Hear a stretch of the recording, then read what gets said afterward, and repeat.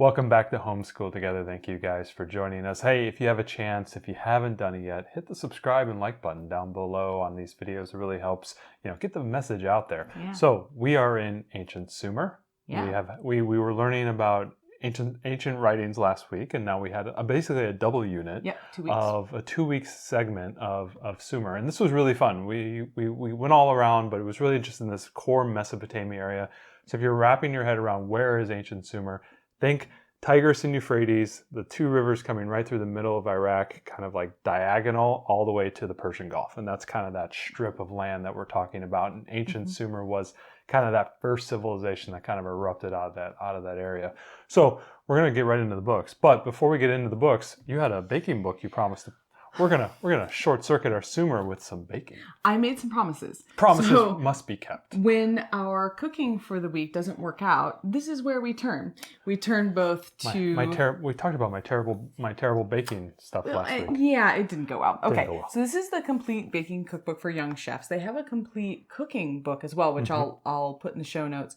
This is by America's Test Kitchen. If you don't know America's Test Kitchen, they're fabulous, and they test all of their recipes 100 ways from Sunday so that you know that they're really good. One of the hardest... They do really test all the ways. They do. Yeah. One of the things... That was always kind of the cool element of their show. Exactly. And one of the things I always tell people who are new to cooking, and I think this totally applies to kids as well, is that when you first start cooking, if you pull a recipe somewhere off the internet, it doesn't turn out. You don't know, is it me or is it the recipe? Yeah. With this, it's you if it didn't turn out. So that's really nice, having a really high quality recipe. So this is our older daughter's cookbook, and it's just really fantastic. It's got great recipes in it.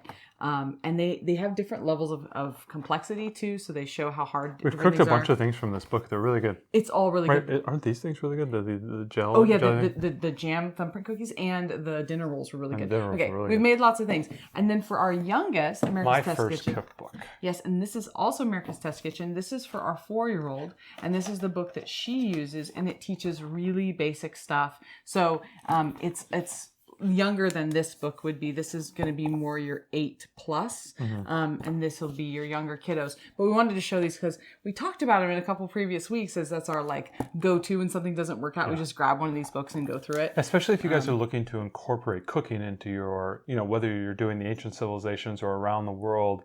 Just in general, when you want to try to bring the kids into the kitchen, it's really helpful to have a book that you can just go right to the recipes that are, in a lot of respects, geared towards children. I mean, look at these great pictures of the kids on the back, making a quesadilla or, what a peanut butter sandwich. Our kids love these. It's super simple stuff. So we lean on this book for our younger daughters, Blossom and Root, Early Years Volume 2, Kitchen Classroom sections. We lean on this one. So these are great books, and I'll link the cookbook as well in the show notes so you can see. If you don't have these would make really good, well, they were our kids' Christmas presents. They were, yeah. And do what you will with that. But yes, they were really great. Well, so let's get into it. History, big spine. This is one of our big spines, year by year. Yeah, so this is one of our spines. We wanted to highlight this one this week. Last video, we highlighted history, ! It's one of the knowledge encyclopedias. We have it on Egypt, because we're currently doing Egypt. So this book... Here you go. So what's different, so the history ! If you remember, it has just beautiful big 3D renderings of different things. This is a timeline book. And what's really great about a timeline book, and why I think it's important to kind of have both, this is also a DK Smithsonian, so it's got the same kind of great information.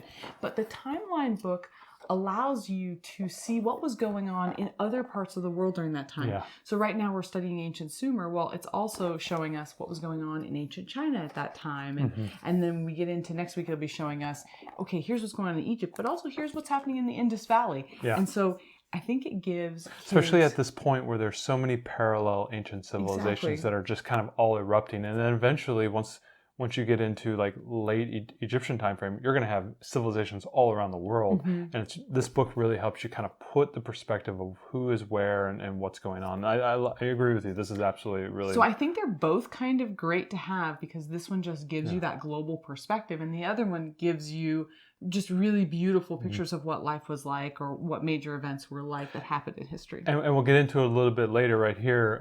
We'll talk a little bit about the timeline effort that you have to do during this curriculum as one of the suggested activities that you want to do.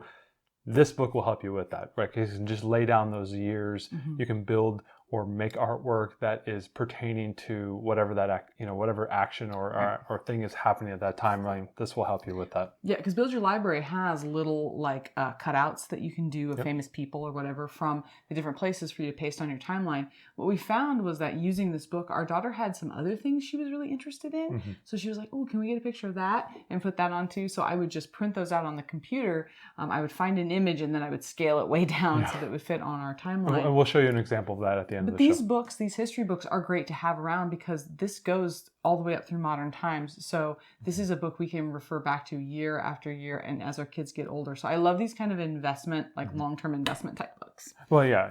I agree with you because this is a book we're absolutely. going to be seeing forever. So we have finished, finally, The Golden Bowl. This was the main lit for Build Your Library. It took fully 2 weeks to read this. How did you feel about the story overall? I thought the story was actually very enjoyable. At some points, it's so, I don't know if it's, he credited, there was a couple of researchers that helped, Marjorie, I think actually, she helped credit a couple scientists or archaeologists that helped with the book. So I would assume it's very authentic.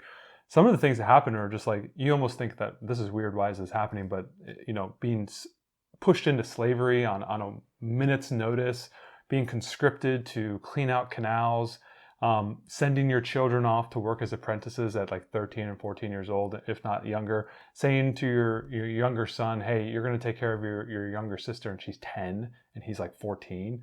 Like those seem almost, it's so foreign of a concept to us that it seems so strange and everything.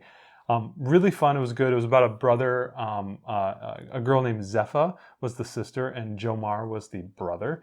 And they were basically, there was a drought that was occurring, and they were starving. The families were really, really struggling, and so the father worked out a deal to send his son into the city of Ur, which was one of the major cities in Sumer, to be an apprentice for one of the goldsmiths. So it put these two characters really close to the temple and the movers and shakers and a lot of the drama that happens within the city, and talking a lot about the religion of the time and the sacrifices that people made and how they collected resources from the outer communities and kind of coalesced within the city. And there was a lot of wealth disparity. And Jomar, who was a farmer and working on the farms, and they were struggling with food and animals and whatnot, seeing the lavish lifestyles closer to the city. He pointed that out a few times. So that was really interesting to see that kind of point of view.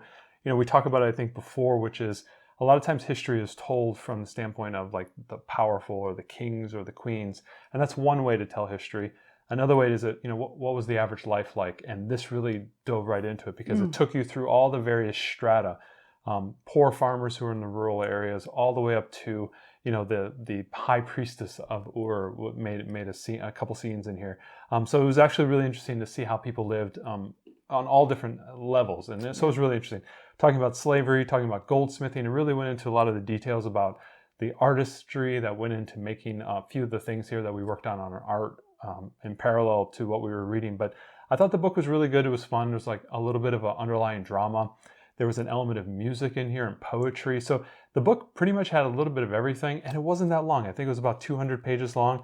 And I found that, reading a chapter, 2 chapters, 3 chapters, I think that was what the requirement was. You could easily do the reading every day in about 15 minutes. And I typically did it at breakfast, get my steps. The kids really liked it too. Pacing around the kitchen table. I don't know how you can do that. It's what I do. But the kids really liked this book. Even our younger daughter really liked it. Yeah. They were both like really interested. They were hearing the story. They wanted to know what was happening to Zepha and Jomar and all that stuff. So it was really cool. There's a lot of drama in there, but it wasn't super heavy. There wasn't like beatings or anything of that nature. There was a little bit of like peril at kind of midway and towards the end, but most of the story was really just a human story about 2 young kids trying to survive. Great. Yep. Awesome. Really enjoyed it. Good recommendation. Yeah, I actually would very much recommend it. You wouldn't want to be a Sumerian slave. So speaking of slaves. This is one that we added. This is that Scholastic series of you wouldn't want to be fill in the blank. Yep. This is really great. We've talked about this before on a couple of the shows. It always gives a look at the life of some of the lower people. There's slaves, there's workers. It depends which ones they are. This was a good book to read in parallel with The Golden Bowl, there were aspects of that story where they were kind of conscripted into like a cleanup crew, and the sister was going to be a slave who did all the cooking, and then they were assigned to the apprenticeship, and then she was also going to kind of be working for the kitchen for the mom. So she was kind of in like a subservient slave role. So kind of reading this and pairing it with the lit selection, I thought was a nice thing, because we could kind of get into the details of like, oh, hey, remember when Jomar did this, or do you remember when Zepha had to do this? It really resonated, having That's both very books. cool. Yeah, having both books kind of side by side right there. Yeah, I love these books because they don't focus on just, kings and queens. It's the life of slaves or workers, or and really showed you how tough the life every was. day. They worked super hard building the, obviously they talked about the ziggurat and Ur, being a slave doing that. So it was a very interesting thing, talking about different stories and ideas that they had to experience. So I liked it. I think we've liked all of these. They're fun. They're loose. All really good. They're great for this age to really help these ideas hit home. Yep. And it's very lucky this week in Seattle. We hit 95 degrees temperature. So my daughter's like, I want to live in Sumeria. I'm like, no, you don't. Go outside and up the temperature 30 degrees. So eyewitness books, Mesopotamia. This is another one that we added. We love DK eyewitness books, and this Mesopotamia book is great because we could read the first portion of it. There's a big map as well. Yeah, there's a huge pull-out poster that comes in it. But you can read kind of the first, I think, like third covers ancient Sumer, and then we'll come back around to this when we talk about Persia. And so this was really great, and had just again, we love these books because it's the actual artifacts. It's not drawings. It's not 3D renderings. Yep. It's a museum in a book, and you can't get better than that. You can't, especially when we don't have that type of access to those types of museums in our area that can supply us with this type of learning. So it's super important. They're fantastic. Highly recommend. The next three are kind of all in the same theme, so we'll show you just the one, and then we'll kind of show the other. Gilgamesh the King. So this is the one that's called out in Build Your Library, and this is the Epic of Gilgamesh. Was a kind of a big theme. Yep. And so this book just has some beautiful illustrations. Now, I didn't read this one. How did you feel about this one? I liked it. There were you could go online and watch a couple different stories about the Gilgamesh, but I think what's most important about it is that's one of the first big stories that we have. First epics, right? The first real big story. I think there's been a story or two that have been found just a tad bit earlier, but this is one of the first big stories. So if you're thinking about like that classic literature, Iliad, the Odyssey, that type of stuff, Gilgamesh is even older than that, and it's set in this time frame, set in these cities, so it really embodies the culture, the history, the look and feel. It is this area, so it's a great story. It's really good artwork. So this is the first book, and this is the only one called out in the curriculum. But you could add the Revenge of Ishtar. Yeah, so this is the second book, and then the Last Quest of Gilgamesh. So there's multiple Gilgamesh stories. So this is a trilogy, and we got them all from the library, which was great. I read the Revenge of Ishtar, and it was really good. I did not read this one. Oh yes, I read them both. You read them. Yes, I read both of the last ones. Yeah. So these were all good. I mean, this is all again. You're talking about tales of mythology and things. And the artwork is beautiful. The story is not that long, so you can definitely sit down and read it in a single sitting. It wasn't so strange. Sometimes mythology stories can be really strange, and our daughter's like, but why would so and so do that? That doesn't make sense. These were good. I think these were really good. Our daughter really enjoyed all of them. They were a quick read. I don't see any reason why you would just stop with Gilgamesh the King and not read these ones, unless your child just really didn't like the first book. But otherwise, highly recommend you get these from the library and just do the trilogy, because each one was a 10-minute sit down read. It wasn't like they took a long time. So highly recommend. Absolutely. Yeah. These were all good. The movie we watched this week was The Prince of Persia. Right, it so was on classic Disney Jake Plus. Gyllenhaal, doing his thing. With I couldn't find like a fun movie. The kids wanted to do dinner in a movie, right? So we made some chicken kebabs, which were really good. Chicken kebabs. And then we watched The Prince of Persia, and it was just fun. There's quite a bit of violence in it. I mean, not like really gory violence, but it's a lot of phantom slashes, like a la Star Wars. Yeah, there's a lot of phantom sword fighting. But you know what? It was just silly and fun, and the kids really enjoyed it. And I thought, this works, right? I couldn't find anything that was based in this time period that was fictional. There were some documentaries and things, but they were just too advanced for our learners. Absolutely. So we did some artwork, pretty important here. So we'll do the first one. So we focus a lot on Ur. And I tried to pull in as much of Ur because the book, The Golden Bowl, was set there. Obviously, you wouldn't want to be a slave, touched a little bit on that city. And constantly through the literature, you see you are, be, a centerpiece of that. And so it keeps coming up, so we kept focusing on that. So this was a box that I pulled from the interwebs that was found in Ur. And it used a lot of the same materials that were called out in the Golden Bowl book, where he was being the goldsmith. So the lapis lazuli, Lapis lazuli. lazuli, yeah, the blue stones, the red stones, and then the gold overlay. So it really, again, dovetails nice to it. So then I found a nice little thing that she could color. So that was cool. We love printing coloring pages on our eco tank. It's the best. The ziggurat of Ur as well. And then again, when I'm doing these types of drawings, these are something that, like, she'll take 2 days to do this. And this is the type of artwork that, I don't want her to do like this, where it's just a quick scribble and color and she's done. This was something I'm really working on, like trying to get her to do shading and value and play with the art a little bit more.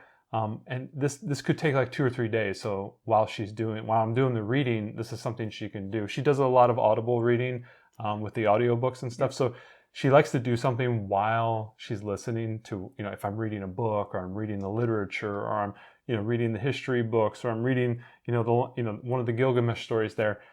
She always needs to do something. And it's something I can pull the little one in as well, so they can do the artwork while I'm doing the reading. And then periodically I'm, doing the Vanna White, showing the page and then coming back.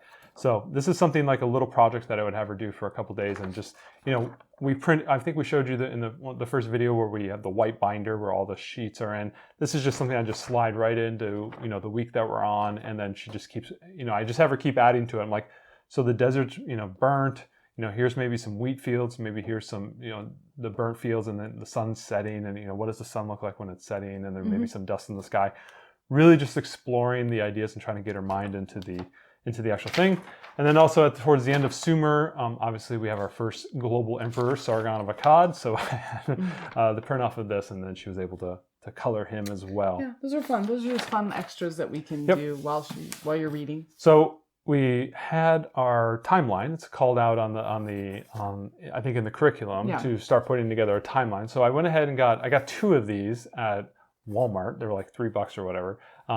Trifold, and I think we're going to probably use both of them and maybe need a third. So these are these are the little cutouts. These are ones that we printed out. Yeah, these are the cut. Yeah, these from Build Your Library. So these little ones are in the back of the Build Your Library. I don't know if people can see that, but the back of the curriculum, there are these little printouts, and then we can also make our own. And then as she's going through, I'm asking her to write, what is the time period? So we have Paleolithic, Neolithic, Sumer, and obviously you can see here we're starting to do our Egypt timeline. So we're going to have 3 weeks of Egypt. So I'm going to have her do 3 sections of Egypt. So we're going to talk about different things there. And I actually, on this line here, I actually had her draw the Nile River. So as we're moving down through the, Egypt will be kind of like, as a metaphor, we'll be moving down the river. Ooh, so young with the metaphors. Look at you. Stuffing them in. And then she'll do a little bit of additional drawings here and coloring. I mean, it's very low effort. It's fun. What are we going to do when there's other civilizations that are going to go in between? I think we're just going to stack them up. Like maybe we'll break it into multiple chunks if we have two or three civilizations. So absolutely something to do. So I'll have her add some more stuff. I'm telling you what, the art projects are about to explode. Actually, exponentially here in Egypt. We're already. Well, I may have added a few things. I have already done this week enough art projects to last me, 2 or 3 weeks. But yeah, so the art has been a big piece here. Really just exploring it and having fun. So you had a writing prompt. Right. So the first 4 weeks each week we read one of the Nathaniel Flood Beastologist books. So, and then the series ends and it doesn't have an ending.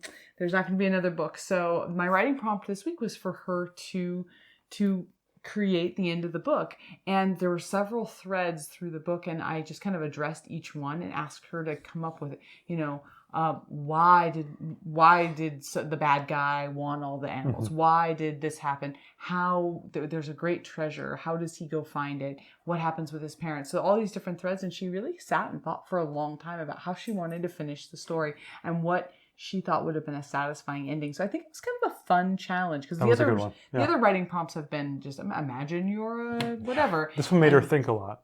It really did. Really think about the story, especially, it was like you said 3 or 4 books. Yeah. Yeah, to think about an arc of 3 or 4 stories, storybooks, and then try to end those and tie those together. That's a challenging thing, even just for a seasoned author. Right. So, and then this week I did start reading a book for fun. I did start reading Theodosia and the Serpents of Chaos, which is a book set around ancient Egypt, but it's a very long book, so I started it a little early. So we'll talk about that on our first Egypt video when I finally finished it, and we can give our review of what we think of it. But this was a really fun week. Actually, this is a time period, again, I just didn't know very much about. No. And I learned knew quite a bit. I knew the whole Mesopotamia. I mean, you've heard of it before, but ancient I didn't. Sumer. I've heard Sargon of Akkad. I mean, I've heard these names before. It was nice to actually put cities and pins in places and the ziggurat and everything. It kind of coalesced into one thing, and I said, okay, I understand this. I think we have a good handle on it. And I not to keep going back to it, but I think the Golden Bowl really helped to, I think put a bow on this segment, because it really, the book is well done and it puts you into that world, and you really feel like, okay, now we're in these are little cities. They're kind of outer-lying farming areas, and you're kind of wrapping your head around what this looks like. Because we all kind of think ancient civilizations would be like Rome or Greece, maybe even, in Egypt and things of that nature. But this is very, very early civilization. Yeah, it's cool. These were just little disparate cities, and they all had their own rulers. And then, this guy came along, Sargon came along, and kind of unified them all together. And here we have our first, coalesced group, and then here's the prototype of that we're going to start seeing everywhere else. So it's really, really cool. It was really fun. It's a good intro into civilization. We teased it. We're going to Egypt, and we're going to stay there for 3 weeks. At least. I got a lot of projects. So we're having a lot of good fun. We're already through our first week in Egypt. I think we'll do probably maybe a video halfway through, maybe one at the end or something like that. Yeah, I think we may even do 3. We might just do like an old kingdom, middle kingdom, new kingdom, because there's quite a bit going on. Yep. The first week is mummies and pyramids and stuff, and there's a lot of fun to be had with that. We're having a good time this week. This was actually a really nice, busy week. It was fun. We had like a break. The kids were not here.